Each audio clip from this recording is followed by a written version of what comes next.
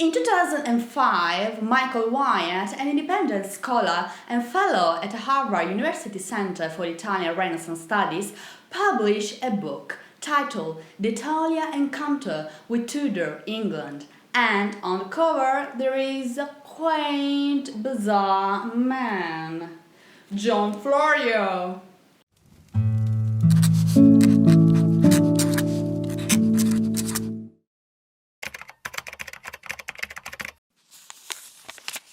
Before venturing into this marvelous book, in the introduction Wyatt discusses the concept of translation. What does it mean to translate? Florio, in the introduction of Montaigne Essays, wrote an impassioned defense of translation. What do the best then but glean after others' harvest, borrow their colours, inherit their possessions? What do they but translate? Perhaps usurp, at least collect. These words encapsulate Florio's career perfectly, and they serve to situate him as an emblematic figure among his contemporaries. Wyatt points out that Florio has been mistakenly relegated to the sidelines of early modern cultural history, and I personally add that he has been forgotten, insulted, and the great influence that he had on English language and English culture diminished through the centuries. His personality distorted, and this mudslinging has been brought forward mostly by Shakespeare scholars. But today we are here to talk about the real John Florio and how his achievements represent the culmination of a long and complex trajectory. First, Wyatt analyzes Florio's identity. An Englishman in Italian, born in England but Italian, and hybrid identity, which is very important to understand his professional activities. What does it mean to be Italian thought and English at heart? The Italian side represents the cultural program that Florio carried on. He had this project to transport the Italian Renaissance in England, despite he probably never set foot in Italy.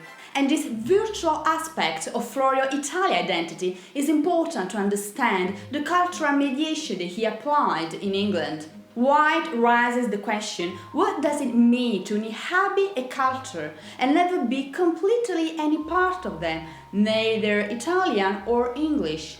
He begins this book by describing the Italian community in England with Henry VIII, Elizabeth I, and James I. And Wyatt also underlines how, despite other communities like the Dutch communities or the French communities, the Italian community in London was the smallest one, yet it was the community that gave the greatest contribution to early modern cultural history in England. And then we arrive to the chapter of the language lessons manuals. Many were the foreigners who wrote language lessons manuals in England.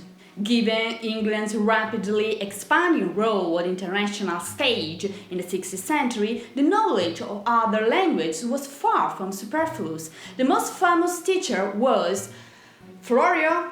No, Claudius Holiband. His French schoolmaster and French literature were bestsellers.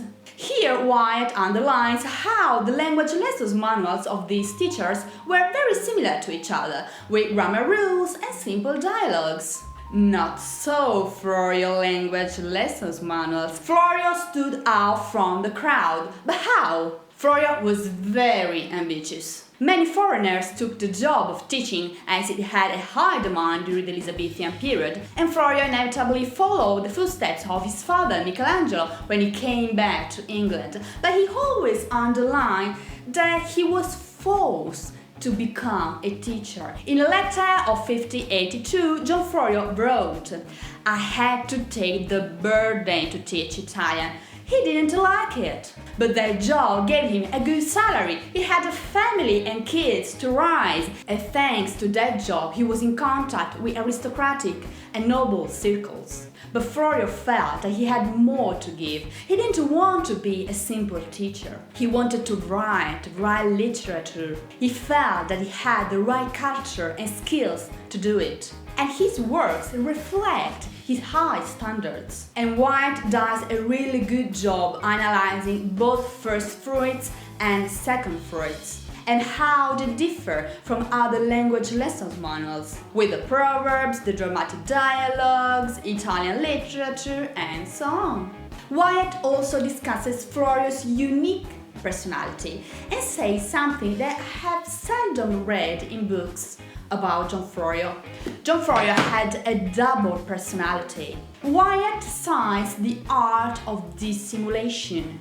Thanks to Giordano Bruno, Florio was able to learn the art of dissimulation. Dissimulation is the practice of hiding your true thoughts and projects so that no one can suspect you. And Wyatt, for example, takes the subject of the theatre, a dear theme to Florio, which he seems to dislike in First Fruits, and even criticize it. But if we look closely, in the way he wrote the same dialogues, very similar to Italian commedia dell'arte, he not only shows to know the subject very well, but in other dialogues he uses theatre in a positive light too.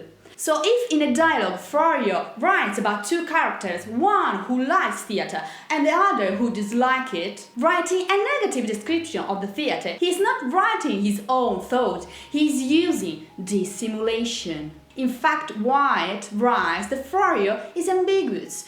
He seems to play hide and seek when he writes about theatre. But why? Because he was implicated in theatre. But why Florio does that? Why he played dissimulation concerning certain subjects? Why he acted as a Puritan if he wasn't? Because theatre back then was considered a place full of vices for the base citizens, not a really good place for an English gentleman. Secondly, Wyatt mentions the xenophobic environment in which Florio worked.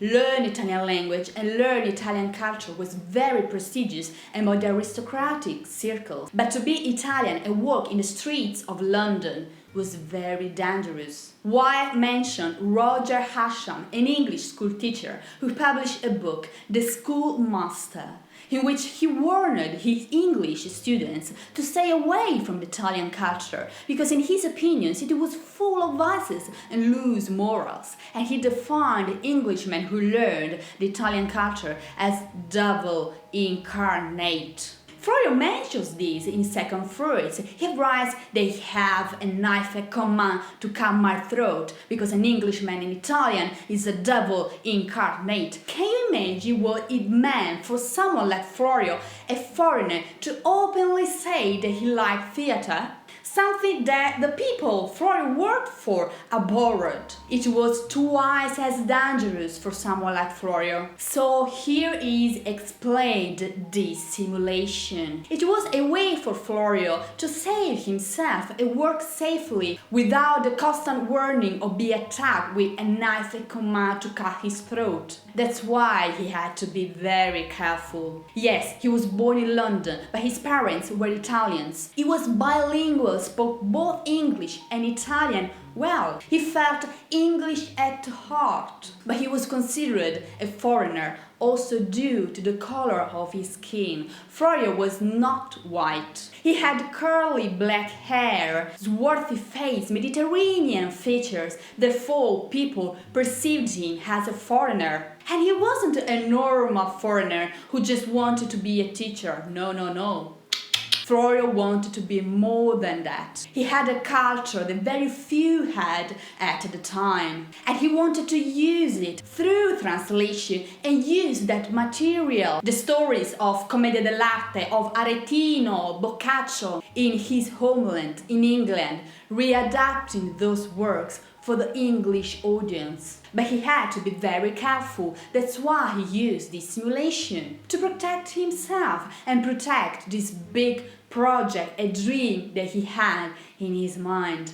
Wyatt also analyzes a world of words. Florio's first Italian-English dictionary and the revolutionary project that he did by including words from the books that no one had cited before, and many other obscene words that no one dared to include, had he borrowed from the Italian literature in which body language abounded. Wyatt's book is great. for many reasons. He analyzed both Florio's works and his personality, and the cultural revolution that he brought to England. But he also comments other works published about Florio, like Yeats's book. While in a note underlines Yeats' incredible work on Florio, but he also states that Yeats raised many questions that needs to be addressed because they were not fully answered. He doesn't specify what these questions are, but I can guess what he is talking about. He is talking about the vexed question concerning Florio and Shakespeare. Yeats published her amazing biography on Florio, and she wanted to amplify it by writing about Florio and Shakespeare. But at the end, she gave up. The book contained only 2 pages about their relationship, and the book she wanted to publish was never released. So the questions that she brought forward were never answered. Neither why touches this delicate button, but she shows Florio from a new, fresh, interesting perspective. For whom is not acquainted with Florio's life and work, this is not the right book for you. This book implies that you already know him very well, and if you haven't, I suggest Yeats' book to get to know him. While book is great for those who want to know more about the Italian community from Henry VIII to Elizabeth I and James I, and for those who want to know more about Florio's outstanding career and personality. Wyatt portrays Florio from a new, fresh, interesting perspective, and I thank him for that.